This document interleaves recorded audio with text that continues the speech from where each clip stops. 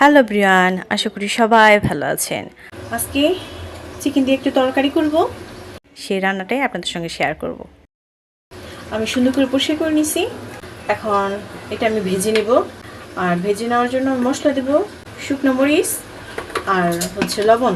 একটু সুন্দর করে মেখে নিব, মেখে তারপরে ভেজে নিব।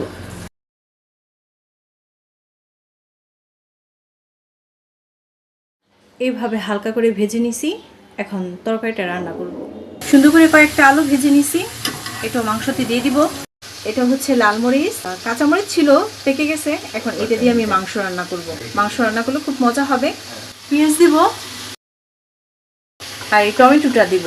এই টমেটো একসঙ্গে এই মরিচ, পেঁয়াজ আর টমেটো ব্লেন্ড করে নেব। টমেটো, পেঁয়াজ আর মরিচ যে ব্লেন্ড করে দিয়েছিলাম সেটা এখন তেলের মধ্যে দিয়ে দিব। আদা রসুন পেস্ট,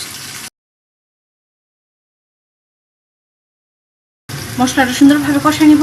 যখন তেল বের হয়ে যাবে তখন আমি মাংসটা দিয়ে দিব। পরিমাণ মতো লবণ দিয়ে দিব, গরম মশলা গুঁড়া, গোলমরিচ গুঁড়া। মশলাটা সুন্দর কষানো হয়ে গেছে, তেলটা সুন্দর বের হয়ে গেছে। এখন আমি এটার মধ্যে মাংস আর আলুটা দিয়ে দিব। অল্প করে পানি দিয়ে কষাই নিব।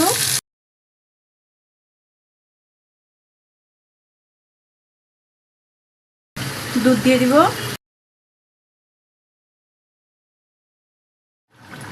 একটু সস দিয়ে দিব, টমেটো সস, একটু ঘি দিয়ে দিব,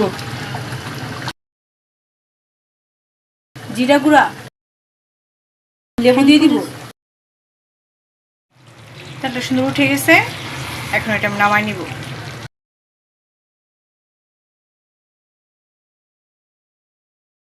ঝোলটা খুব সুন্দর হয়েছে।